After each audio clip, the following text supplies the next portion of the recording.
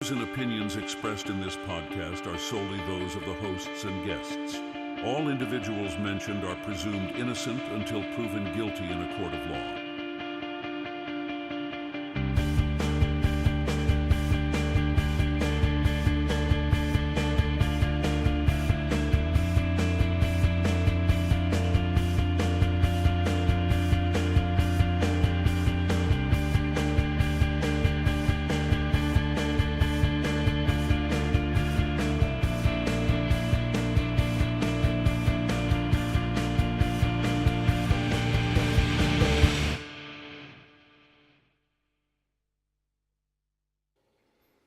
Everybody, happy Friday. How's everybody doing? We're Moms for Justice. I'm so excited for the weekend. Sorry. I'm just so excited for the weekend. Are you? You got a lot of plans? Yes. Well, no, actually, I do have good plans, but I just had a long week. So I'm just excited to stay home. I only have one thing happening on Saturday, but Sunday I just want to stay home and do nothing. I know, right? Which is never going to really happen, but you know. We're finishing up this horrible, bitter cold here in Tennessee, and I think it's going to get a little warmer now. But in case anybody didn't know, I'm Carolyn, and this is Jocelyn. Yup, and we're back with you, and we're like super excited. We're on a new night. It's Friday night, so we're trying this out to see how it goes. Jocelyn's going back to school, so we changed our days. Well, we don't have to get into that, but I mean, now we are. You're back in school. We're working on it, right? We're putting it out there in the air. We're putting praying. It out Everybody in the atmosphere. Pray. Yes. You know how it is when you register for school and you have to make the payment for school and all that. It's a little crazy. So let's all pray for Jocelyn that she can get back into school. And it's about registering and not having enough room in the class, so I'm waitlisted. So pray that somebody drops out. Yeah. That's what we need. I'm praying people to drop out. Yeah. Hey, did you hear Marilyn Manson? The rape charges were dropped against him today. Why? Well, because it was a statute of limitations issue, and he really got away, because I really do think that he assaulted a lot of different women. And there are a lot of women that have come forward and said that, Rachel Evans Wood, famous actress from that movie 13. There's a couple other women out there. I know Rose McGowan said that he was pretty brutal with her. I don't know specifically if she thought he was... I think she said that against her will while they were dating, which is still rape. So yeah. And then trying to think of other news that I heard recently. What was that? I'm forgetting. But anyway, we're back we're kind of piggybacking off of our last episode on Seath Jackson, the murder of Seath Jackson, and the Summerfield Six. I'm going to go over it a little bit for 5-10 minutes, just for anybody who doesn't know. We're going to concentrate more on Michael Bargo today, who's the mastermind. Some people think it's Amber Wright, but Michael Bargo is the one who actually committed the murder, with his friends helping and corroborating. So anyway, I also wanted to say that I'm probably going to have my dog barking at any moment now, because there will be somebody coming to the door in my house. So please, ignore my dog. He's very loud and obnoxious. But heads up. But I never really hear him bark. You will today, because my office here is right near my front door, and there is somebody coming at a scheduled time. So you will be hearing him. Hopefully my husband can control the dog. But anyway, so for anyone who does not know, you can watch our first episode on the murder of Seath Jackson, but I'm going to go over it real quick with you guys, okay? It was on April 17th of 2011, and it's in Summerfield, Florida, just outside of Ocala.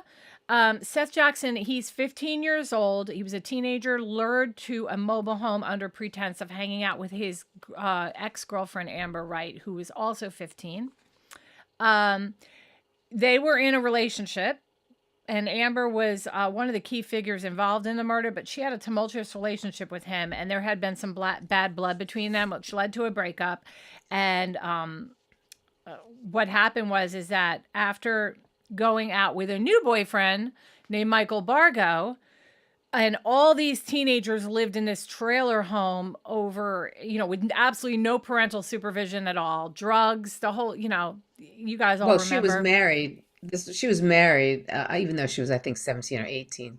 The one that owned the mobile home, Charlie and her Ely. husband, right? And pregnant, And her by the husband way. was in. Oh, I She know was that. pregnant at the time I learned that. Yeah. By they her were husband? just Because he was incarcerated. incarcerated. Well, I don't know. Maybe it wasn't her Incarcerated, husband. right. I mean, I don't think she was exactly faithful either. So these teens, they were on drugs like meth, rock, salt, ecstasy. They had no parental supervision, and no offense, but a lot of these parents just didn't give a darn. They just didn't. They were just, letting them sleep over at this girl's house who's 18, and most of them were under 18. I know Michael Bargo and Charlie were 18, but everybody else was, under that age. And Underage, just sleeping there and playing house, and it was like a drug house. It was disgusting. We saw footage of the crime scene on our last episode. It was just really crazy. But the real mastermind behind the murder is arguably Amber Wright and definitely 18-year-old, Michael Bargo. So he had this grudge against Seath because obviously he's the new guy dating Amber, and Seath is the ex-boyfriend, and Seath really wasn't over Amber. He wanted her back. And then, not to mention, in the middle of all that, Michael Bargo tried to be all tough and show off in front of his girlfriend and beat up Seath. And it turned out that it was the other way around, that Seath just pretty much did him in. And that was not fun. So it made him even more angry. Plus, he's fueled with the drugs. He's high all the time. So, embarrassed him, Yeah, absolutely. So. I mean, honestly, he's a drug-fueled thug is what Michael Bargo is. Okay. But, all right. So I'll tell you a little bit more about him after. But okay. So he expressed he wanted to go on a killing spree while he was at the house, the trailer home where all the kids were there. Okay. And he urged Amber to call Seath and lure him to come to Charlie Ely's house under the pretense that she would possibly get back together with him. So once Seath arrived at the mobile home, he was ambushed by the entire group. Michael Bargo, who had orchestrated the plot, was the one who actually shot Seath. Kyle Hooper and Roach, this other guy, they came in and were beating him up with this piece of wood. After shooting him, they went to great lengths to destroy the evidence and even tried to attempt to dismember the body in the bathtub. And then they just, put him into a fire pit and lit the thing on fire. And they hung out like it was just a party. Bonfire. Bonfire, yeah, but who knows? Maybe they were roasting marshmallows. I don't know, but there was a bonfire and his body burned. Right, the body was burning all night long, and they were taking turns. Yeah. As it got later, they were taking turns tending to the fire. Now, I just want to say that I am so sorry to Seath Jackson's parents. It's horrible, and if they happen to hear this, my condolences to you. We're doing this case to bring awareness to this type of behavior, bad parenting, drug use, all of that. That's the reason why we're doing this. And I think that he should be remembered. So, anyway, so I want to give you guys a little bit of history on Michael Bargo. I tried to dive into him a little bit. I did not dive into him that much last time. So, okay. So he was about 5'4". He was extremely skinny. He's a small guy in stature. And when he talks and when you see him, he looks bigger than he really is. And he's just this puny little dork. He really is. Thought he was all big and bad and tough. He had a history of aggressive behavior. He was known to be very combative with his peers, his teachers, and anyone actually that he encountered. He was once involved in an incident where he allegedly threw his pregnant ex-girlfriend down a flight of stairs at their high school, which was reportedly witnessed by many others. He would often get into fights and had a reputation for starting conflicts wherever he went. So wait, he's a dad? He was a dad? No, I don't know if I never can confirm if she ended up having that baby or how far along she was or where that baby's at. So I was not going to confirm that there's a baby because it is possible that she could have been 2 months pregnant and he threw her down the stairs or maybe unfortunately would have had an abortion. I don't know. Right. Or maybe it was So somebody else's baby. yeah, And, I just can't he could have just been confirm dating her. that there is a Right. child today from him. Right. Okay. Okay. So his relationship with Amber Wright and Seath Jackson. So Amber, in December 2010, Seath and Amber started dating. And that ended in March of 2011 after a very bitter breakup. After the breakup, Bargo started dating Amber Wright. And but Amber continued to communicate with Seath. I do think that maybe she communicated with him like in an I miss you way, but as we know from the text messages we went through last week, that there was a lot of back and forth on Facebook. They were like carrying out their feud. Oh yeah. As a lot of people do on social media today. Especially back then though, Yeah.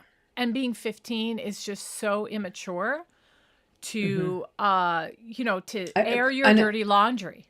Right? I know. Well, not only that, reading their text back and forth was like, where's the Urban Dictionary? Oh, yeah, guys.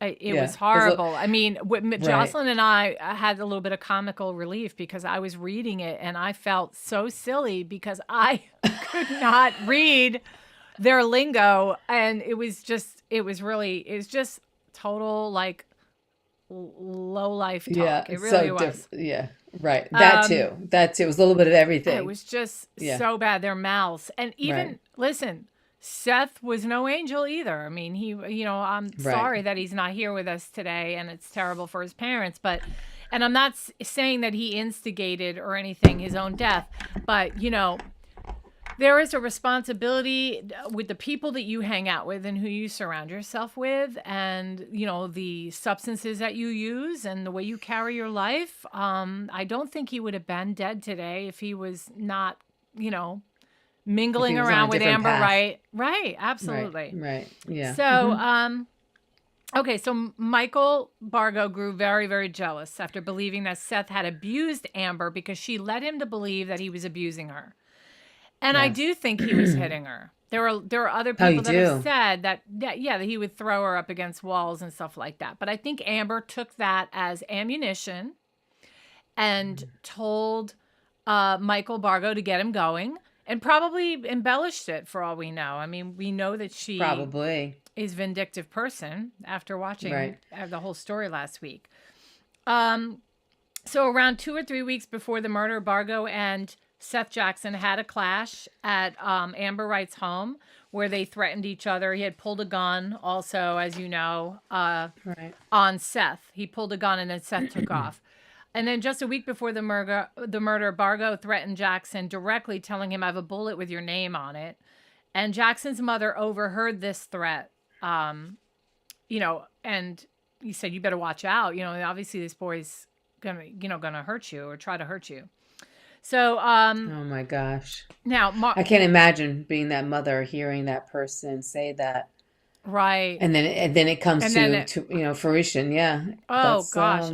Devastation. Terrible. Absolute devastation. So I want to make it known that Michael Bargo did not do this alone. Okay. He plotted it and urged Amber to place the text message to Seath to have him come over, but everybody was in on it. And one of the reasons why is because Kyle Hooper is Amber Wright's brother, and he also was living in the trailer home. And he had a personal grudge against, I didn't say this last time, so this is new for you. He had a personal grudge against Seath Jackson also. What? I did tell you say that. Yeah. Okay, well, that's because he discovered that he was also sleeping with a woman that Kyle Hooper liked. Charlie Ely, who owns the trailer home, allowed them to use the trailer home for the murder. And then Justin Soto Roach helped with the physical assault and disposal of the body as well. And then we also know that Amber Wright's stepfather also contributed to helping dispose of the evidence and the paint buckets and all that. So anyway, I'm not going to go through that again. Hold on. There's more on Bargo. Glenn Thomas asked, didn't they do a Lifetime movie on this? I don't know. I don't think so. And why can't I see the messages today? What's up with that? That's weird. I don't know. Okay. Yeah, that's strange. Okay, well, I can see it now. I have a way to see it. I don't think they did, and they should. They should make a movie out of this. I mean, it is like, there's a lot of stories out there about teens getting involved in stuff like that. I mean, what ones have we heard? Right. Or there's just so many. I don't know. Like they're not honestly the only time I watch Lifetime movies is during the holidays, because when I wrap gifts, I just want to watch corny holiday movies. Yeah.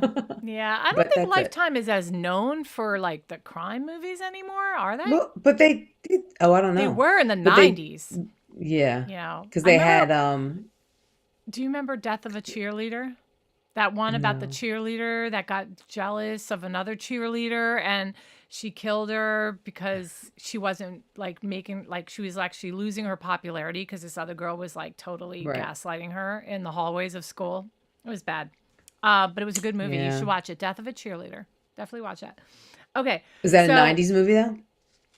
It's a 90s movie and it has Tori Spelling in it. Tori Spelling and I forgot the other girl's name. But anyway. That's all right.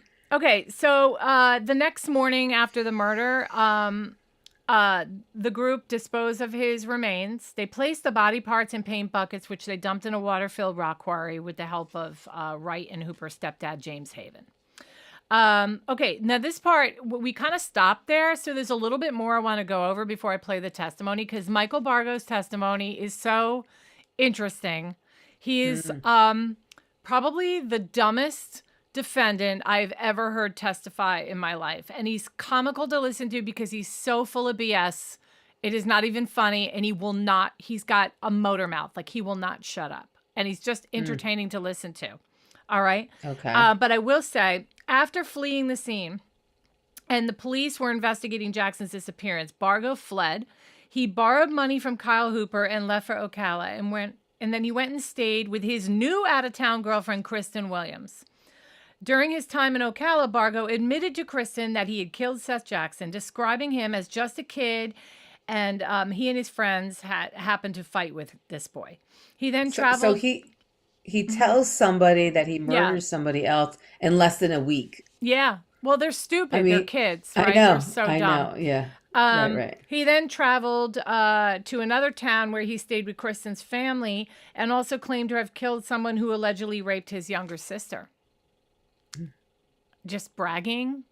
I think he was you guys wait. When you hear his testimony, you're going to be like, you'll understand. Yes, he is just, he's the type that would tell people that he's, and in jail when he was being held, waiting to, I guess, have his first hearing with the judge. He was telling all sorts of people in there that he was a murderer because he was so small and he was like so scared of getting his butt beat by all the prisoners that he was bragging about not only this murder, but other murders he had done. I mean, he's just really stupid. He's small too then. No, I'm talking about Michael Bargo. Michael Bargo is the small guy that's 5'4" and super skinny. Oh, okay. Okay. And while I'm at it, let's just put the pictures up real quick.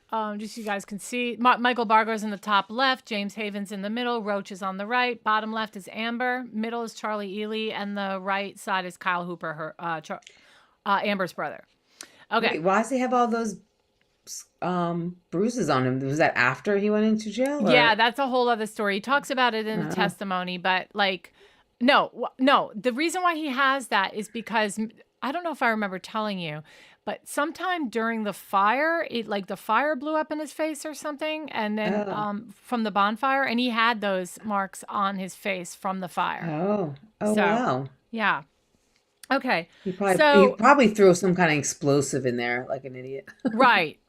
I forgot exactly what it is. I'll look it up. Yeah. But so anyway, Bargo was arrested by the police on April 19th, 2011. So it was very quick because the murder happened on the 11th. So it was only 8 days later. And he did all that bragging, all that moving around. He's the dumbest. My goodness. He's the dumbest defendant. I'm not kidding you.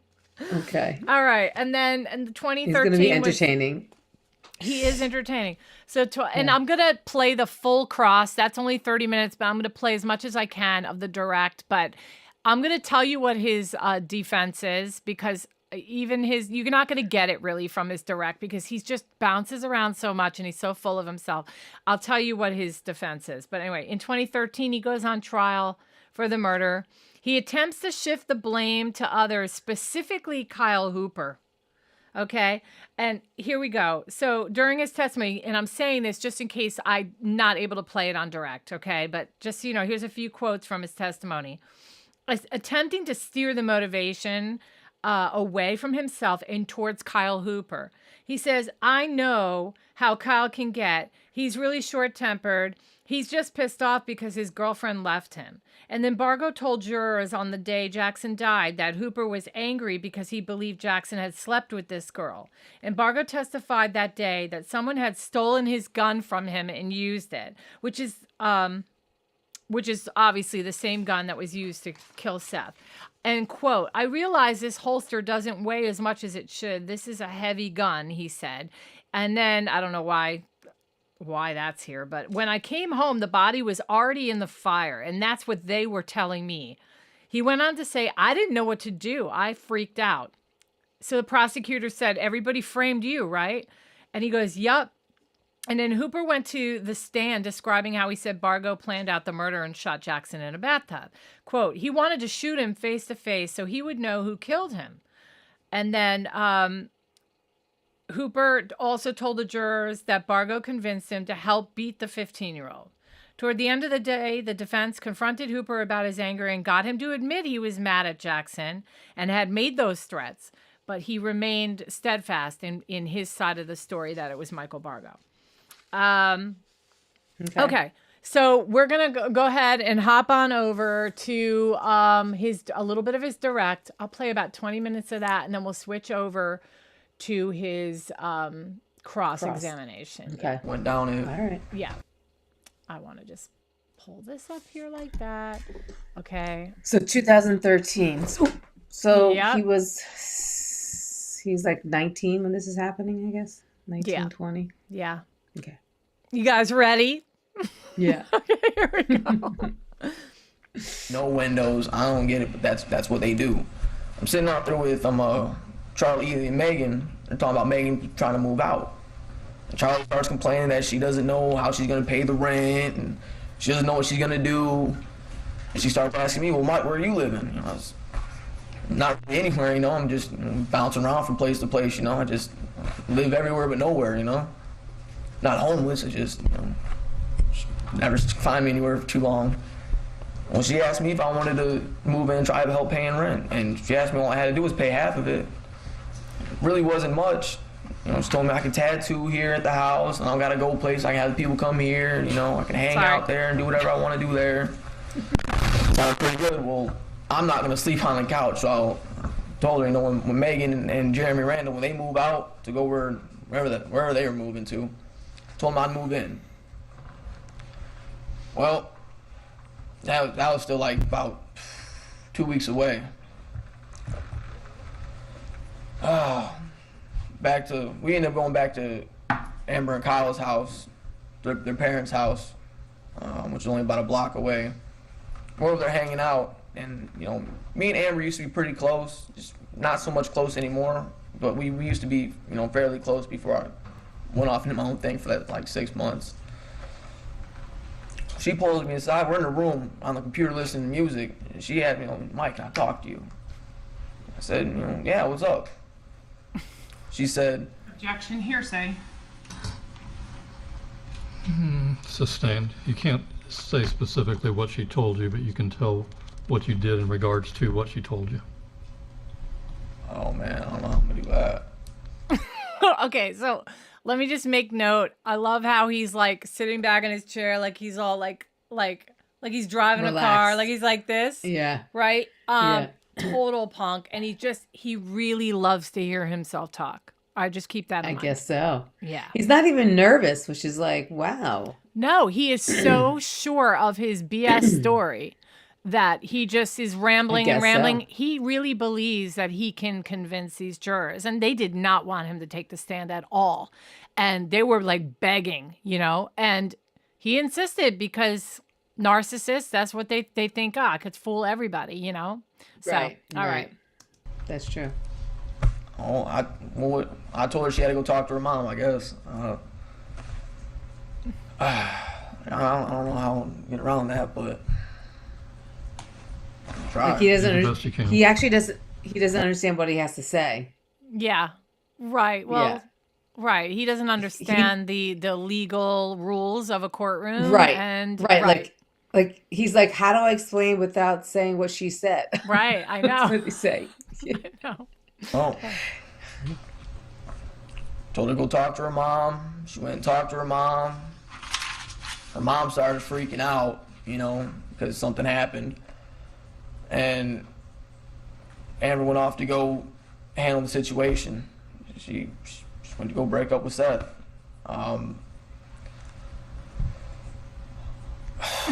I come out, I'm sitting there with her mom after, she talked to her mom. I'm sitting there and her mom's going off. Her mom's going off talking about, I can't believe. Objection, hearsay. I'm going to afford some leeway. Go ahead. Her mom was going off about she can't believe her daughter put up with that. You don't want me to go into what Amber said. I won't go into it, but she's saying she can't believe that her daughter put up with that, and she's just going off and she's pissed, and Kyle comes in the room and is asking what's going on, and Amber's mom tells Kyle what happened. Kyle goes off the deep end, that's his sister, and him and his sister fight like hell, but they, that's his sister, and damn anybody else does anything to her. Well, he's going off, and I was getting kind of aggravated. I just wanted to leave, walk outside, smoke a cigarette or something. I remember I walk out, Amber's sitting on the steps right there outside the front door, and she's got the phone like this, and it's on speakerphone.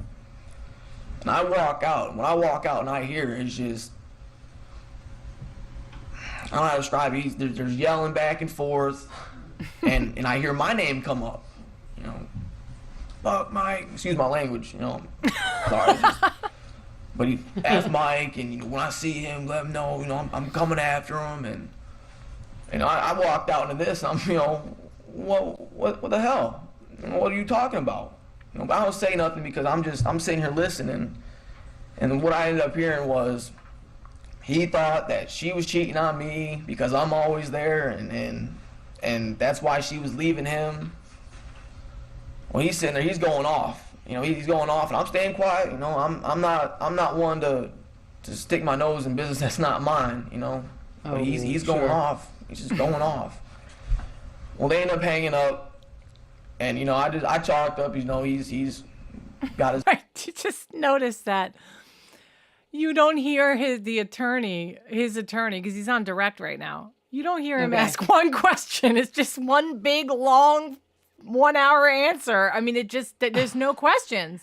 Right. Have you noticed? I didn't even think about that. No, You're right. all you're hearing is objections from the prosecution. He's just talking and talking and talking, and there's like no order and structure to the question. Nothing. He's just rambling. But wait a minute. Did the lawyer say, let me hear your side? Like, what did he actually ask? What was his question? I mean, no, I don't think all I know is you're going to barely hear him. If you even hear him or her, I don't know. That's what I'm saying. I don't even know. Yeah. I don't even know if it's a guy or a girl. No, I mean, and honestly, that's really poor representation. I mean, his attorney should know, this is a nightmare right now for an attorney. They should have trained him a little bit more, but absolutely. I'm sure this is the free attorney. I'm sure. Yeah, but they're supposed to do good by you. They're supposed to. I know. Yeah. All right. It's hard to stop, Don. I've been there before. 15. I know how it feels. I really do. And it just, I chalked up as that. He's hurt. So I'm just, I figure in about a week or so he'll move on from that. The drama will die down like it always does. With kid drama, it always dies down. No question. Well, obviously it didn't. I know. I'm about to say, why is she trying in right now? A couple days go by. He comes by to pick up his stuff. There's words, not with me, but between him and Amber. And I'm just, I'm sitting back. I'm actually inside the house because I'm not going to go out there and, further the problem. I'm sitting there and I'm listening to him. And he's just, he's cussing her out. And I'm just, Kyle, he goes off on the deep end. He goes out there trying to start stuff, and it ends up bad. He ends up, his mom ends up driving off with him hanging halfway out the window, cussing out Kyle and Amber, and it's just, it was ridiculous. Things died down for a little bit. There was a lot of text messages back and forth, and Amber would sit there and take the phone, like, you see what he's saying? And I'd tell her, why are you entertaining it? If you want it to stop, you stop texting him. You give him a concert, he's gonna play the crowd, stop. Well, they kept going back and forth and whatever. Well, remember we were hanging out at we were hanging out at the tiki bar to left the house again. It's only a few more days later. We're sitting out there drinking a beer. I remember because I'm sitting out there, I was drinking a beer, and Amber gets a text from Seth or a phone call or something. He's talking about, we'll be there in 30 minutes. You better be outside, telling Amber to tell me. Well, I'm sitting out there, I'm just, I don't want no problems. I really don't, I'm very, I don't know how to put it. I avoid problems as much as possible. I really do. I don't pick down my whole life, I try. I'm a little guy. I avoid problems as much as I can. Well, hour goes by, same thing back and forth, blah, blah, blah, be there in 30 minutes. Just goes back and forth. This goes on for like 2-3 hours. Finally, here comes like 8, 9, 10 people, teens, between the age of like, 15, 19, coming down the street. There's like 10 of them.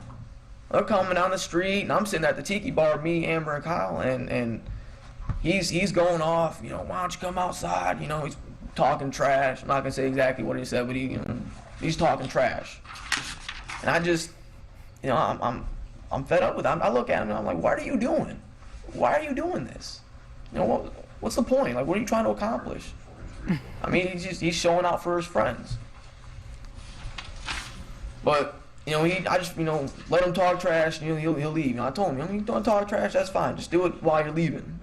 It just keeps going on, and Amber's dad ends up going out there, and there's words back and forth. Kyle goes back out there and gets in his face, and pushing, shoving going on, and I go out there dramatic. It's like, how did this direct go? Tell us your whole life story, and then never said another word after that. Oh my goodness! I mean, like Amber's dad comes out. I know they're all. I'm sorry, they're just all really sad people. Yeah. Okay. So I'd rather try to, stop some of this, try to explain to him, like, I'm not dating Amber, you need to chill. I don't know what your problem is. Well, I start walking out there, Tracy Wright, Amber and Kyle's mom, she calls my dad, thinking I'm going out there to fight or something. Well, here comes my dad pulling in a minivan coming down this dirt road full of potholes, doing like 40. He doesn't know what's going on, he gets ranting, phone call from Tracy. He gets out, he's worried about, what's going on. I'm trying to tell everybody, everybody just needs to chill, no one's fighting, I'm trying to stop this. Somebody, right about now, half the neighborhood's out there. We got like 8, 9, 10 kids over here. On this side of me, there's half the freaking neighborhood, and it's just, well, somebody calls Seth's parents. They show up. I went over there and I shook his dad's hand. I said, I think they're involved to a point, yes, but I mean, your kid calls. That doesn't mean that they carry themselves in an exemplary way. You know what I mean? Like, I don't know. They seem to only. Your kids should be home with you, okay? They shouldn't be out with all this. I mean, it's just already making me dizzy, like what he's saying. It's so much crap. It's just crap. Well, it sounds like Amber's mom was involved. Amber's stepfather's involved. Michael's father came down. Yeah. Now, right? And now, and who else? He just said. Yeah, I mean, it does seem like a lot of parents are coming out of the woodwork And trying to settle everything after the fact, I guess, and he really takes himself very seriously. I mean, he's like, Yeah. I don't think they've ever left Summerfield. They don't know Well, that what. I mean, that's not a big deal if he's never left Summerfield. But what I'm saying is like, I was just talking about the parents. Like, I just What I meant it by seems not leaving weird. Summerfield is they don't know of any other way of life, is what I'm saying. Is what Oh, we're hearing right okay, now. They don't know any other way of life. They've never been anywhere else. You know what I mean? They certainly right. weren't. I mean, these kids were not encouraged with schoolwork I mean, their jobs were like McDonald's and all that, which is fine for a teen. I get that. But I mean, I don't think, I would not be I didn't hear. surprised if they're still working at McDonald's when they're like 30, you know? Well, I didn't hear them say that they were in Oh, part-time college. no, no, no. None of them had any, Yeah, right. aspirations at all. So, Hey, look, I'm the one your son has a problem with. I don't know I don't know why he has this problem with me, but it's ridiculous. My dad was there by that time, and we're sitting there. My dad told him, I don't need to be having to come down here because your son's starting stuff with my son. I don't want to get a phone call when my son kicks your son's ass. You know, and I don't remember who it was. I want to say it was his dad that literally said this. He said, well, maybe he needs his ass kicked. Hearsay, Your Honor. I'm affording some leeway. Well, he said maybe he needs his ass kicked. And at this point, it's gotten kind of old. Either it's gonna be, it's either gonna come to a head or it's just gonna keep going on. And at that point, I'm not gonna lie. I mean, I'm all for it. If it'll appease him and he'll stop. Well, when they realized that it was gonna come down to it, end up being a fight. Want to say it was his mom or his dad. One of them said, well, just so you know, if you get into a fight with him and he loses, he's been known to call the cops. I don't get along with cops. I never have. There's a long history of from family stuff. I call the cops. Because I got a black eye and I get arrested. I don't trust cops. I don't. And somebody brought up the word about cops. I'm just, that turned me off from that whole thing. I want no part of that. Well, neighbors got out. This guy named, he I don't want to say shut up. Gary, short redneck dude. He comes out and he tells this kid, you need to leave. He gets pushing him down the road. You need to leave. And finally, he ends up leaving. Somebody called the cops. I think it was Officer Resnick was the one that showed up. And he even said, because we told him what happened, and he said, well, from what you guys are telling me, that if this happens again, go ahead and kick his ass. He told me that. He said that. He said, I'm gonna chalk it up as he got what was coming to him. That's what he told me. Well, then my dad brought up that his family was talking about he calling the cops. So well, if the cops do get called, something has to be done. And he's talking about because he is 15 and I was 18 at the time, I could get in trouble for child abuse.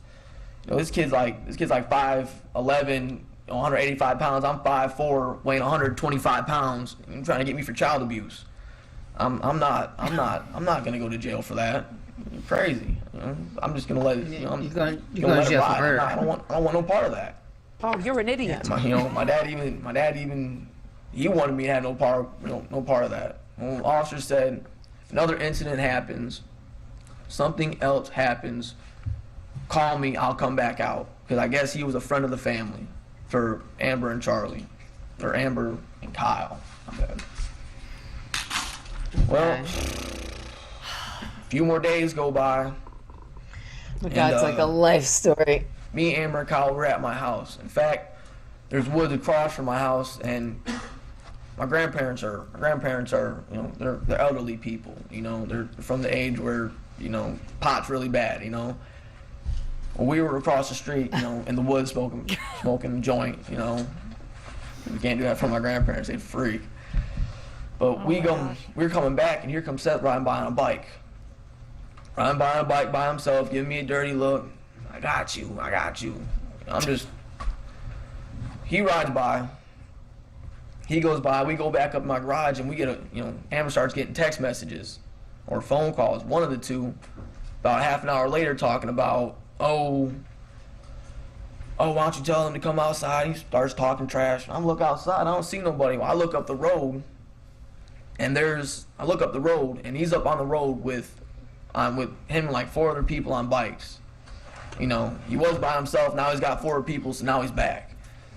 Well, he's up there, and he's going off,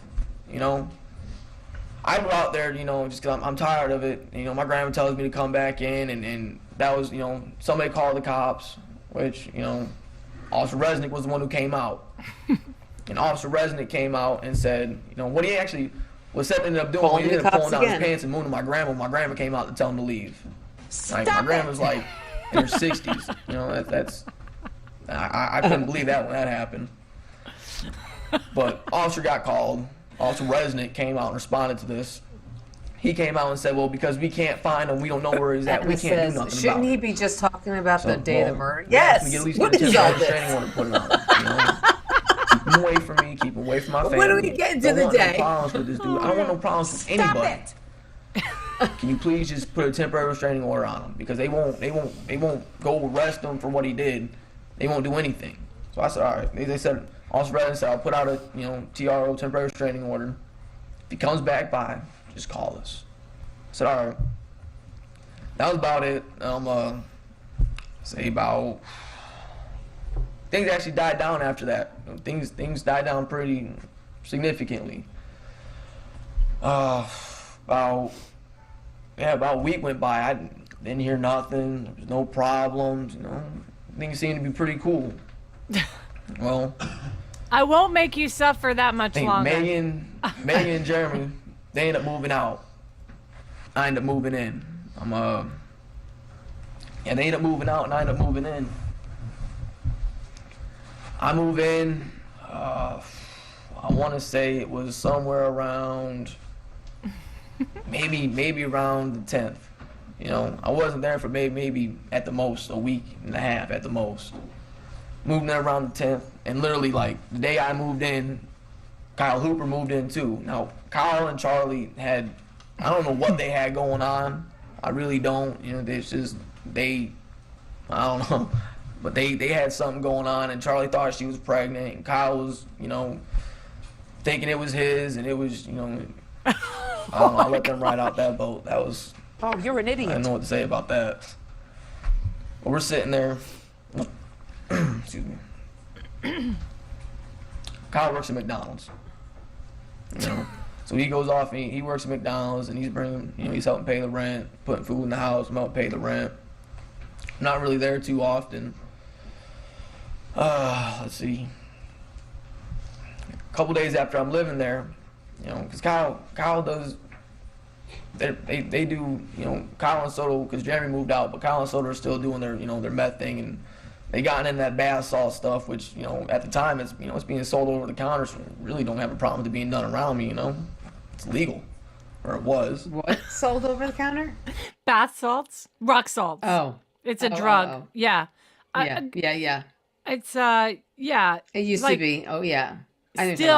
Still, the attorney has not asked one question. One question.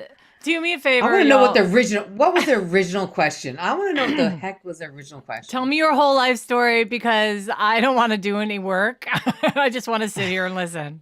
Hey, hit the sub button if you guys are on here. Hit the subscribe button. I'd appreciate that. They'd stay up for nights at a time on that stuff, though. I want to say somewhere within that week. How's that relevant? Like, I don't know, 13th maybe. What a moron! We're hanging out. Kyle came home from work, and he asked about trying to, what he did was he came to my door and he knocked on my door and he said, "Mike, can I talk to you?" I said, "Yeah, what's up?" He said, somebody wants to buy your gun." I'm going to sustain that objection. Let's move forward, please. Okay, so clearly He's narcissistic, full of himself, and he is an idiot. Like, just to take the stand, he's sinking himself, right? Yeah, right. Completely. So tell me, what is your impression of him so far? I gave you mine. I think he's telling this whole entire story exactly what Anna's saying. He's trying to make it look like it's justifiable murder, meaning that Seth this whole time has had beef with him, and he's just been this bystander, never instigating it. Even his father came down and tried to tell Seth's father to get Seth off his back, Mm-hmm. And I just think that he's just trying to plant this overall story that it really Seth was asking for it this whole time. Yeah, trying to pull the wool over, probably 12 intelligent people sitting in that box, and it's and telling and making the impression that Kyle, he does bath salts, sleeps for days, and obviously he's not of sound in mind, Right. Okay, so I'm going to play the cross now because that's so much better because there's some interaction going on and there's questions. There's actual questions. There's somebody else asking. I mean, like there's going to be another voice. It's the prosecution giving cross. So, okay. Okay. Good afternoon, Mr. Bargo. No. You've really she's portrayed gonna eat yourself him as a alive. victim in this case, haven't you? No, ma'am. You're just a misunderstood guy, aren't you? I wouldn't say that. She's mad. Everybody seems to misunderstand what you say. No one's heard what I said other than now. And people framed you. Yeah. And when you say they shot him or we shot him, it's really I, isn't it? No, it isn't. Let's talk about your girlfriends. We kind of skimmed over that in the beginning, and I know that was a couple hours ago. We talked about Chris. Because his testimony was hours. I know, it was. Yeah, and hers is only 30 minutes. It's great. All right. Williams. Yes, ma'am. You dated her for about a year and a half. You were dating Taylor, Right. another girl, at the same time. This is the straight A honor student. Yes, ma'am. You left out when you testified that you were also sleeping with Charlie Ely at the time, weren't you? No, I wasn't. And in fact, you were worried when everybody thought she was pregnant that it was your baby. Well, because of a prior incident before, she didn't know exactly when she was pregnant, but at the time, I wasn't sleeping with her. But at some point, you were having sex with Charlie Ely. At some point, I did. Okay. Yes, ma'am. So we have Kristen, Relevant, though. Taylor, Charlie Ely, and again, somebody else you left out that you were dating when you testified is Amber. No, ma'am. Because you were sleeping with Amber and dating her at the time. No, I wasn't. All right, just so you guys know, he's always denied that he was ever with Amber. Okay? We know he was with Amber because there's so much evidence that he was with Amber. But part of his defense is we were just close. But listen carefully to this part. You do have her initials tattooed right in your groin area. I have it on my thigh. I have it on my thigh, I do. Okay. Listen. Do you tattoo a lot of girls' names that you're friends with all over your thighs? No, but there was something behind that. If you want me to tell you, I will tell you. How about this? She has your initials tattooed on her private area too, doesn't she? On her private area. It's below her belt line, but yeah. Okay. Below, some people may say that's your private area. You don't. That's fine. Right here. Yes, ma'am. Okay. Did you do that yourself? I did. Okay. So you tattooed your initials right here on Amber Wright. I can't see where you're pointing. Right here. Yes, ma'am. Okay. And then you have her initials tattooed right here. Where? Right here. Yeah, right here. Okay. But you weren't in love with her or sleeping with her. No. Okay. In fact, isn't it true that the reason you and Seth were feuding is because she cheated on Seth with you? She never cheated on Seth with me. She never did anything with me. And you've come in here now and you've made up this story about Seth raping her and Seth beating her when that was not the reason you guys were fighting at all. Never made up a story, and I never told you something that I didn't already hear from her. Because isn't it true that Seth broke up with Amber because she found out that you two had slept together? Not to my understanding. If you want me to answer that? You already did. No. No, you let me give you half answers. If you want a full answer, I'll give you a full answer. You may. My understanding what happened was she called to break up with him because he was abusive. In fact, Tracy Wright was the one who told her she needed to break up with him. And she went and called him and broke up with him. Now, it somehow got around to that she's breaking up with him because she was sleeping with me, and that was an accusation from him. And I've never slept with Amber. So somehow, again, you're just the misunderstood victim in this whole thing. Somehow I got dragged in the middle of that. All right. Which goes back to my earlier question. You are just a misunderstood victim in the case. Your Honor, repetitive castigating. Sustained. Let's talk about another girlfriend that we haven't talked about. He actually defended How about him. Tessa McLam? All right. Okay. How old was Tessa when you were dating her? 15? Try maybe 13? 14? I know. How about the real reason that you moved into Charlie Ely's house? I already told you the real reason why I moved in. Now, there were other things going on, but it was already set that I was moving in there. Let's talk about those other things that were going on. All right. You testified that you moved into Charlie Ely's house because she said to you, hey, I need rent money, you want to move in. I was going to help her with rent, yeah. But the real reason you moved in there is because Tessa's father found out you two had slept together, and he said he was going to call the police. See, there's another problem with that. I never slept with her, and she knows I didn't. You want me to go into this? Sure. Can I, please? What had happened was, me and her had dated. I care about this girl deeply. I'm not going to say I didn't. She got drunk and told her aunt that she slept with me, which was a lie, which she knows was a lie. Her and her mom both know it was a lie. Yes, I cared about her, but I never took it that far. I never slept with her. And they even came and picked me up one time. I was already living with Charlie at the time. They came and picked me up from Amber's house, and they drove me over to Charlie's, and they sat me down. They told me what Tessa said to her aunt, and they said I need to just lay low until they have a chance to fix what they did, because they knew that it wasn't true. Again, another big misunderstanding. Yeah. Okay. Pertaining to you again. Okay. But the bottom line is, whether or not you actually had sex with Tessa McLam, you thought there was a warrant out for you. I did. Okay. So you thought there was a warrant, and you were hiding at Charlie Ely's house. Not hiding, but I was staying there. You were staying there because you thought there was a warrant out for you. No, I thought there was a warrant out, but I wasn't hiding. Because that's what you do. When you break the law, you run and hide, don't you? No. Objection, Your Honor. Sustained. Now you say that you tried to avoid all conflicts with Seth. Yeah. Right? Yes, ma'am. Because of course, whenever there was any problems, I don't want any problems with Seth. I tried to get away from it because you're not that kind of guy. Okay. Because I think you testified on direct, that's what you do, and this was a quote I wrote down from your direct, you avoid problems as much as possible. Much as I possibly can? Okay. Yes. All right. Well, let me ask you this. Isn't it true that if a man crosses you bad enough, all bets are off, you're going to come out swinging? Coming after me, I am. Because you wrote a letter stating that exact thing. May I approach, Your Honor? Yes, Can we ma'am. read the full letter, or are we just going to read part of it?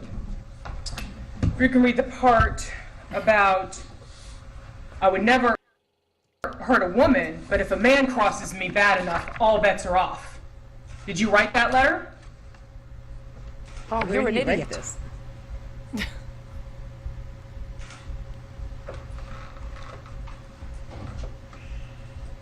He does like to avoid things. Like, so when he gets in trouble, he hides because he wants If to there's no avoid avoiding a issue. confrontation.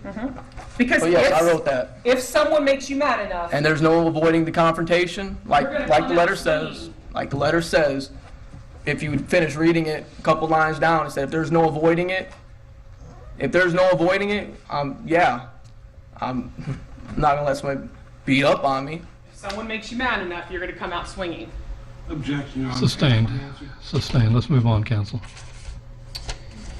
You kind of describe yourself as a mentor to Kyle.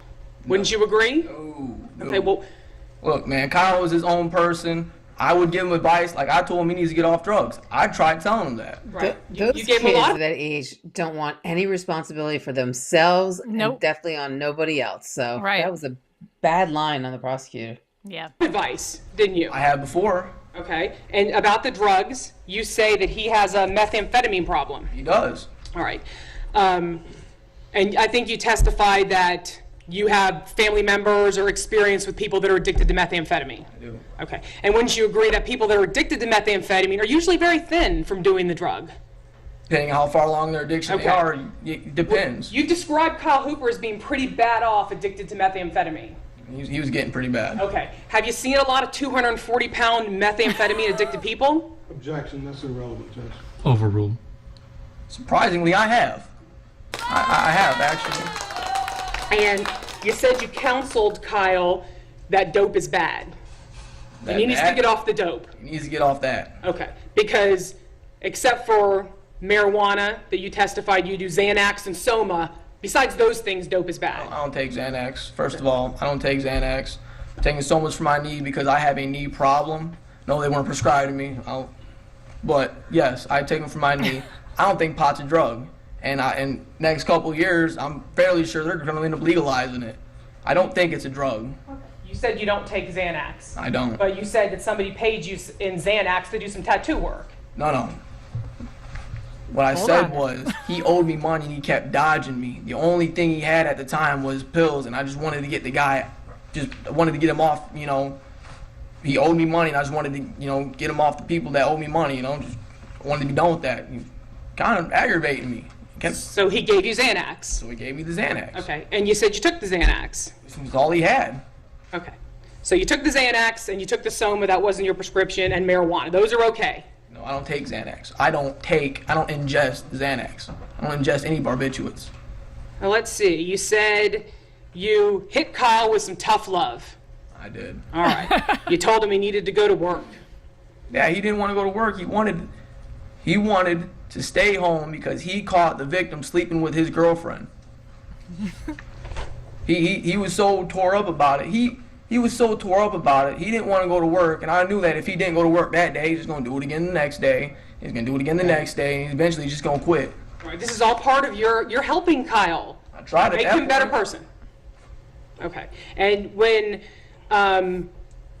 you say you let him borrow the gun, you told him, don't point the gun at yourself or anyone else. You gave him that advice. Well, I mean, kind of comes with the territory, Don't point the gun at somebody. And when you say he stole Seth's bike, you told him you don't go stealing someone else's bike, right? Yeah, you don't go stealing something and bring it to the house, How bad is that? Have you ever been convicted of a felony? I don't know if I'm convicted. Oh, you're an idiot. Isn't it true, in fact, that you have been convicted of 2 felonies?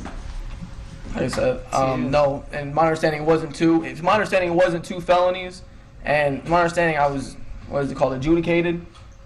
You may now proceed, counsel. Maybe this will help your understanding. Burglary of a dwelling. Can you read that right there? The defendant was adjudicated guilty. Okay, and that's you. That's me. And a grand theft is right under here. The defendant was adjudicated guilty. I thought you were talking about 2 separate cases. I forgot about that. Maybe I just misunderstood. You got me. You got me. Oh my gosh. This guy is a piece of work. So you are a convicted felon. I guess I am. All right, so April 17th, you woke up. You said your normal Sunday routines, you go to church and you clean. No. He goes to church. Sundays I don't know, pretty she's much kinda annoying reserved me. for church and cleaning. I haven't been to church in quite a while. To tell you the truth, I wish I would have been. But no, we were going to clean that day, and that's what we did. Okay. What did you clean? We saw pictures of the house and the video. What'd you clean? Yeah, it's not clean Yeah, now. seriously. And it was fairly clean at the time until I trashed the house looking for my gun. Okay. Such a By liar. cleaning, I know you say you trashed the house and made house. Well, it wouldn't constitute as cleaning in anybody's dictionary, but it pretty much consisted of moving one pile of junk to another. Okay. But Because you said you all got to clean in the house Am that I day. honest? yeah. All right. Now, you talked about how you'd hurt your knee in some bike accident. Yeah. Okay. You really hurt your knee chasing Seth when he escaped out of the house, didn't you? No, no, absolutely not. Okay, were you the one on the porch yelling, "Get him," then? I wasn't there when that happened. Now, when everyone else went to light a fire, before Seth got there, you said you cautioned them all about a burn ban and that the fire marshal might come, so they needed to be careful? That was before, when was it? That was before I left the house. That was before it was even dark out. That was around, could have been no later than 7. You were being very cautious about the fire marshal and telling them, look out. Have you ever had the fire marshals come out and give you a ticket?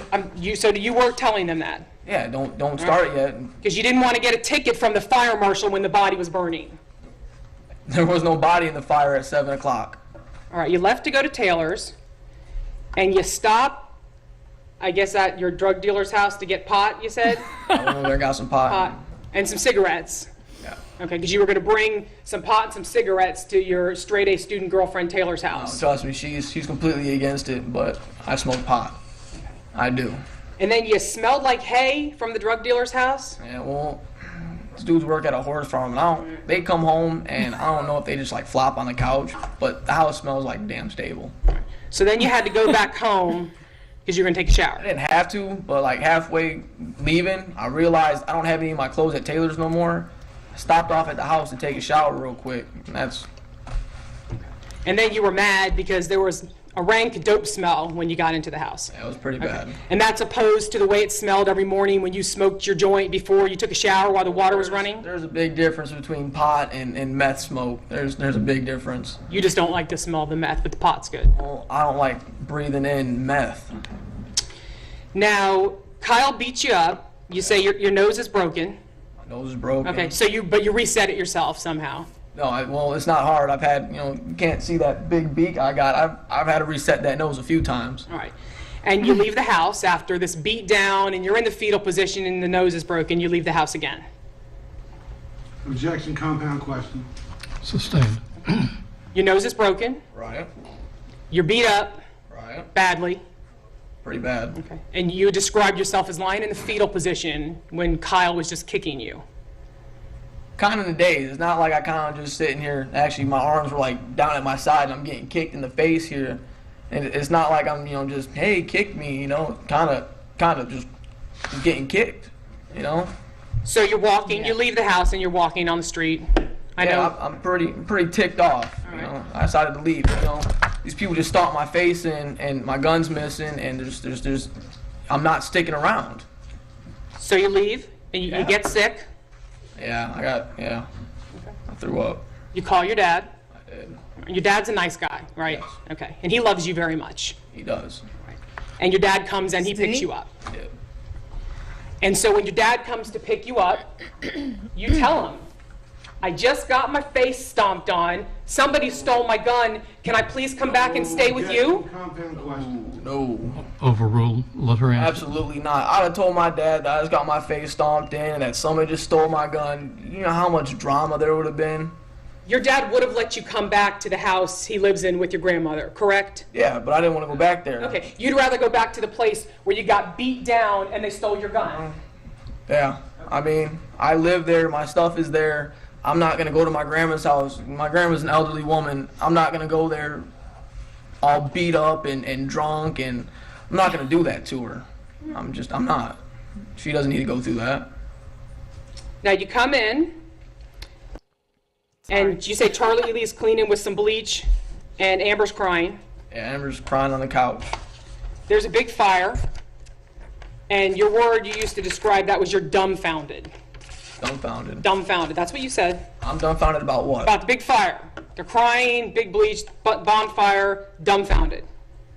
Walked in, seen her crying, kind of wondering what the hell that's all about. Went to my room, like I said, Soto came in, but then you objected what he said to me. Went out there, and when I seen this fire, I was kind of dumbfounded. There's trees all around. This fire is like 20 foot tall. And you told Kyle Hooper to call the cops, right? No, it was a misunderstanding. Oh. I said to him, let me finish. I said to him, I don't know exactly what I said to him, if it was, you should call the cops or somebody's going to call the cops, because if I can't you wouldn't let me describe exactly what he said to me, but the way he kind of described it, it sounded kind of like self-defense, but then again, not really. Okay, well, you said Kyle got mad and said, help us or you're against us. You're either for us or you're against us. That's what he said. All right. So at this point, you called your dad, right, and said, I'm in some trouble. I'm going to get blamed for something. Come get me. No. You didn't call your dad here either. Okay. No, that's completely out of order. No. I called my dad when I was over by the Quick King to come pick me up, and he dropped me off, and then he left, and I never called him after that. That's my point. Okay. You said you were scared like hell? That's a quote I have from you, scared like hell? Yeah, when me and Kyle were talking, yeah. Okay. So you went to sleep? So I went out there and keep an eye on him. Yeah, I went to sleep. Okay. I mean, there's not really much I could have done at that point. There's not much you could have done? What do Could you have called the police? And then what, get blamed for it? Can you answer my question? Could you have called the police? Oh, I could have. Could you have called your dad? No, I would not have called my dad Could for you that. have called your dad? I could have, but I wouldn't. Could you have called your grandmother? Hell no. Could you have left the house? And done what? Had him come after me and then beat me up and drag me back and throw me in the fire because you think I'm going to go tell on him? Could you have left the house? Without being killed? No. Okay, you couldn't leave the house. Could you have called Taylor? No, I couldn't have. It was, by the time then, it was almost 12 o'clock. I knew she was in bed. In fact, there's lots of people you could have called, and there's lots of things you could have done, but you went to sleep. Lots of ifs and lots of could-haves, but it's not what happened. Now, the next morning, you woke up like 10:30. It was light outside. You slept in. You get in the car with Tracy Wright, Amber, and Kyle. And Tracy asks you about your face. What happened to your face? I don't think she asked me about my face. Okay. Well, you said you described to her what happened to your face. No. I never described her what happened to my face. You said on direct examination that you told her my face got burned by an aerosol can because that's what they told you to say. Kyle wanted me to say that, but I don't even think the question ever came up, and if it did, it wasn't me that answered it. Okay. In fact, because when I got into the car, when we went to go drop him off, I was out. I went to sleep. So your testimony now is that you never told Tracy Wright my face got burned by an aerosol can. Never told her that. And what about telling Tracy Wright, would you still love me if I did something wrong? Why would I say that to her? Because you just killed Seath Jackson? No, that sounds like something Kyle would have said because he just killed Seath Jackson. That's not my mom, that's his mom. So you're denying that you said that as well? I never said that. A misunderstanding again? It has to be. All right. Now, you told them where this rock quarry was. I did. Correct, because nobody else knew where this was. True. This was your place. This Right. was your idea. No. No. No. Your idea where to dispose of the body. I couldn't tell you what they said because you objected to it. If you want to go back, I'll say it. This is my question. No, it was You not my told them where the rock quarry was. Well, you want me to, can I say it? Can I You've answer? already answered yes. You told them where it Can I was. answer this question, please? You did. Move forward, please, counsel. Okay. Now, you took the blocks and the buckets, and you guys all went to the rock quarry. Yes. Or we've seen the pictures. It's a long walk to get to the quarry. Quite a long walk. Okay. And you're carrying cinder blocks, you say, at this point? Carried one cinder block. All right. So at some point on this walk, you told them, hey, I'm not helping you do this anymore. My knee hurts. I'm going to stop, right? No. You just keep going. Yeah. I mean, what do you want me to tell you? That you stopped, you called the police, you didn't assist them? You didn't do any of those things? No. You helped them. I carried a cinder block to the fence. They climbed over with it. Because you told them to. You testified on direct. You told them to throw the buckets over the cliff, down the rock wall. Well, if they're going to do it, that'd be the way to do it. Okay. So you were helping them out. You were taking Kyle's advice if you were going to be with them. Then after you dispose of Seth's body, after it's dumped in the quarry, you go to Publix, get some beer, and you start drinking. Yeah. It was pretty stressful. I was just thinking like that. They probably wanted good, like brewski after all that walking. Oh gosh, like just what a disgrace! Such a disgrace, right? Yeah, I mean, you go to her house before you go to Stark. I did. Wait. and you'd say you told her somebody got shot with a gun. Somebody got shot with my gun. With my gun, okay. And your girlfriend of 1.5 years, Kristen, misunderstood you and thought you said, I shot a kid. Said somebody got shot with my gun. Right. But that's not what she says. I never told her I shot somebody. Okay, that's what I'm saying. She misunderstood what you said. Yeah. Okay. Your girlfriend of 1.5 years mistook that. Objection, arguing with the witness. Sustained. All right, let's talk about you going to Stark. Now, you say basically that you fled to Stark for Kyle. Yeah, he didn't. He's worried I'm gonna tell on him, and I said, well, if you're so worried, why don't I just go to Stark? Okay, so out of the goodness of your heart, you tell Kyle, if you think I'm gonna go to the cops. Not necessarily out of the goodness of my heart. I'm not gonna lie. I wanted to get the hell out of there. I didn't want no part of that. I didn't want no part from the beginning. But I made the decision to become a part of it, and and he's worried about me telling on him, and he's so worried about me telling on him that he's threatening me that he's gonna pin it on me. So just to allay Kyle's fears, you're gonna go shoot on up to Stark. Yeah. Okay. Now you get to Stark, and you said that you get along with Kristen's family fine. You have no problems with them. Never really had a problem with him. Never had a problem. Her brother a little bit. Her brother a little bit. But that's kind of irrelevant to all this. So when you get up to Stark, the Kyle's not there, right? Right. Justin's not there. No Charlie Ely. No Amber. Okay. None of those people are there. You're with a family that you visited before. Yes. Okay, that you get along with. Fairly. So at this point, clearly you tell them, I need some help. People are trying to pin a murder on me. It didn't come out like that. No, okay. Of course not. Instead, you sit by a burn barrel and you drink some beer. I did at one point. That's what you do when you get there? Well, later on that night we did. I mean, I drank beer.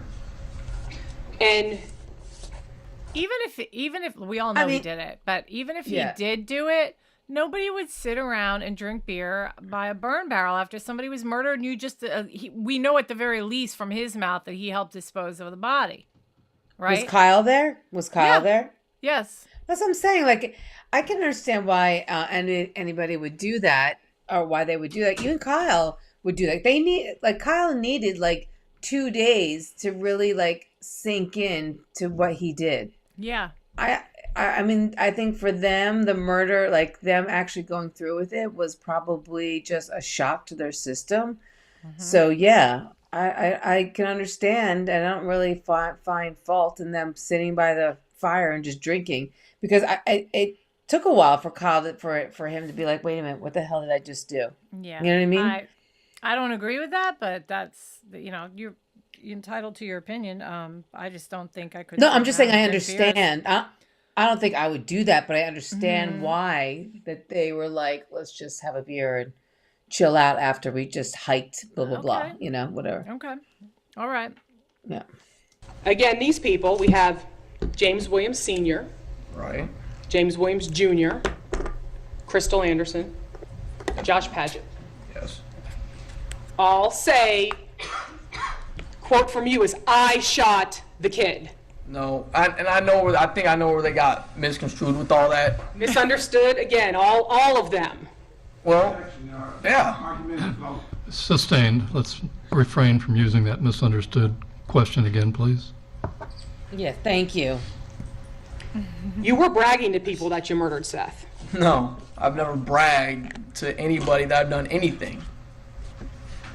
That was a bad answer. Isn't it true that you were bragging because you wanted people to know what you had done and you wanted people to be scared of you?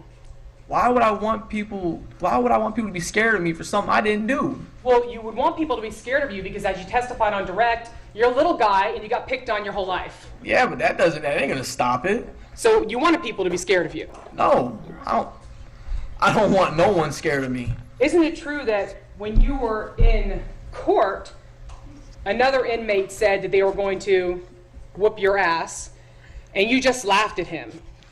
Because he obviously didn't know what you were in here for. Where's this inmate at? One second. Yes. Let me hear the question again. Isn't it true that when you were in court, another inmate threatened to beat you up? What's the date on that? Say Just no. curious. Objection was relevant to that case. June 13th of 2011.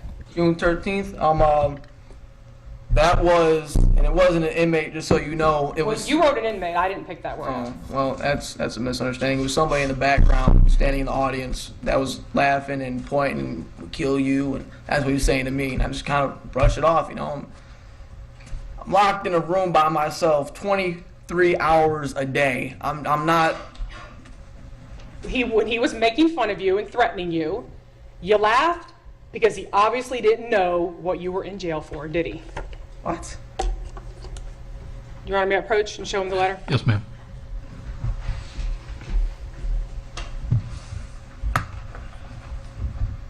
Yeah, see, Chase is the guy's name.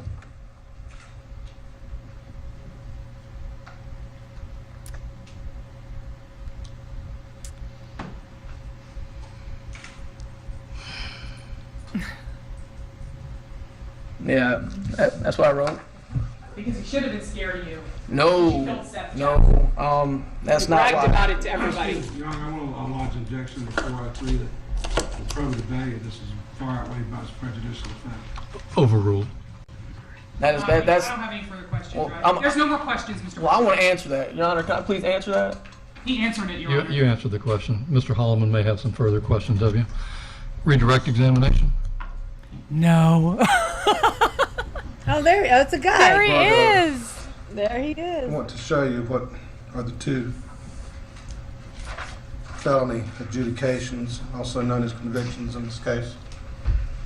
Are you familiar with those? I am. And when did that happen? I don't remember the exact date, but somewhere in 2011. Right. Was it during the course that this murder case was pending? Like right after this case became active.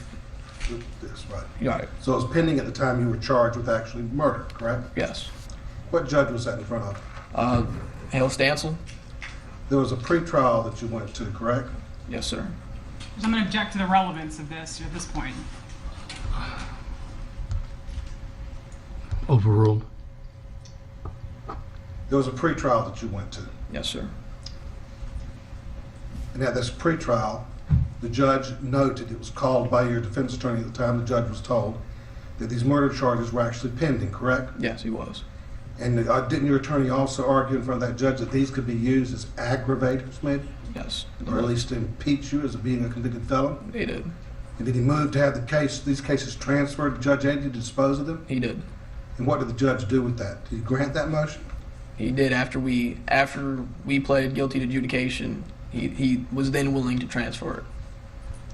Or what was he going to do before that? What did he tell you? He was going to force me to trial. I'm lost. Yeah. What would be the potential maximum sentence on this, do you know? Objection relevance, Your Honor. Sustained.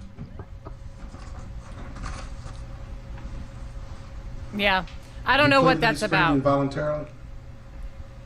Not really voluntarily. I didn't want to plead to him. I really didn't. Is that the case with the weed eaters and stuff they were talking about? A couple leaf blowers gotten stolen. Yeah, this is unrelated, but they're just, I don't know why they're throwing it in there. And he All asked right, about so that's his cross. All right, so he was sentenced to death, and he is actually the youngest man on death row in Florida. Wow, okay. He's sentenced to death? Yeah, all the rest of them got life, except Charlie Ely is out. She got out early. And how come? Why did she get? She had some, what do they call them? She had a couple things happen with her trial, like technicalities. And then they resentenced her and gave her something less than time served. But yeah, she's out, and there's a lot of people that are not happy about it, that she's out, because, I mean, no, she didn't like physically, her and Amber didn't physically. I guess if anybody could be out early, I guess maybe Charlie, but. Yeah, because she really did, and all she really did was go with Amber and was the wingman for Amber and go like, yeah. The biggest but thing she also was didn't stop it. Right. She also didn't stop it. You know, she was hiding. a simple phone call, and they had hours. They knew in advance by hours that they were going to do this, and she didn't put a stop to Yeah. it. So yeah, And it happened on her property. So yeah. And Amber Wright, she got life with no parole. And there's a really good interview with Amber Wright. It's on. You can see it on YouTube. It's Pierce Morgan. He does a 1 hour interview with her, and it is really, really Pierce interesting. Morgan. Yeah, and let me tell you something. In that interview, if you watch it, she is one cold-hearted girl. I mean, Oh man. she is not apologetic at all. She's not sorry. She looks stone cold Why scary. though? Because she's just Why like though? that. Because she's just a cold-hearted person. Just some people are like that. And she's just really, at least Charlie Ely cried and showed more remorse. Amber is just like, I mean, she had somewhat admits in the interview what she did, but you could tell that there's like no real repentance from her for what she did. And doesn't like understand the magnitude, I think, of what she did. She's just like, But she whatever. was even shocked when she said to her brother, "Why'd you call the police?" Yeah, exactly. She's like, "Why did you? Yeah. Why?" Yeah. So that's it. But I really wanted to show that testimony because I found it to be so interesting and very entertaining. And I would have guessed very early on, even on his direct, that he was going to get the death penalty just by the way he acted. Did the stepfather get life too? The stepfather did not get life. No, he got a shorter term, and I think he might be out too. But the rest of them, and Roach might be getting out soon. I just know Charlie Ely was the first one out, and it wasn't so long ago. Oh, so Roach didn't get a life term. He just, I don't because think Roach so. really helped. He like held him down. He did. Let me look real quick. Why you should get something. I don't know about life, but this only happened in 2013. They were sentenced, more or less. Yes, 2013. That's not even 10 years. No. Okay, so he probably is still in. Okay, where is he now? Let me see. Okay, here he is. I'm scrolling down to the bottom to get, where is he now? He's still in prison. He's got a life sentence, and he will never be released. No parole. Yeah. Okay. So I don't know why. That makes sense because he was holding him down. He dragged him into the bathtub. Yeah. Okay. So maybe let me see about James Haven, the stepdad. Let me see. Okay, no, that's Justin Soto. Hold on. Summerfield, 6, James Haven. Not sure. I don't think he got the whole thing. I don't think he should be able to get out. I mean, no, I don't know. Well, it was after the fact, so he couldn't have stopped it. But he didn't carry the buckets. He just said put them in buckets and go dump them here. Okay, here I got it. He pled guilty as an accessory after the fact. Right. Let me see. Yeah, so it makes you think like, okay, so yeah, he did have a hand in it, but he really was there afterwards, and all he said was go to Home Depot, get these buckets. Did he say go to Home Depot? I don't remember. Yeah, he's the one who said either get these buckets or he looked around the property and said, let's use these buckets. I think the buckets were in the shed or something like that. Right. No, I can't find out if he's still there. All right. I only see articles about him facing prison, but I know he pled guilty. He probably got a shorter sentence. Yeah. But yeah, Amber Wright will never get out. Her and Michael Bargo are the worst. And Kyle Hooper was very, very remorseful. And he came forward as a witness without any deals or anything. And he literally looked at the victim's family and in the courtroom and was deeply remorseful and apologized and everything. And testified against Michael Bargo. So, oh, wow. So wait, what did he get? He got a life sentence too. He didn't make any deals. No, he got life.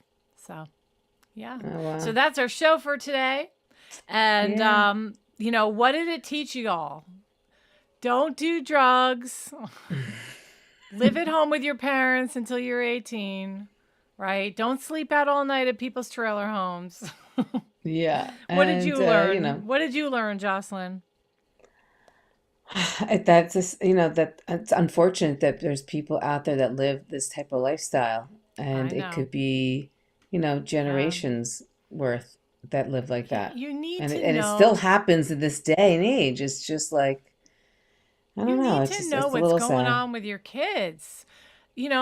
If you live in one of these towns where there's nothing going on or anything, don't just leave them at their own vices. I mean, you gotta be interact with involved. your kids, get involved, know what they're doing. And for God's sake, the social media and, just But please. it's one of those ending circles, because I guarantee you the parents work,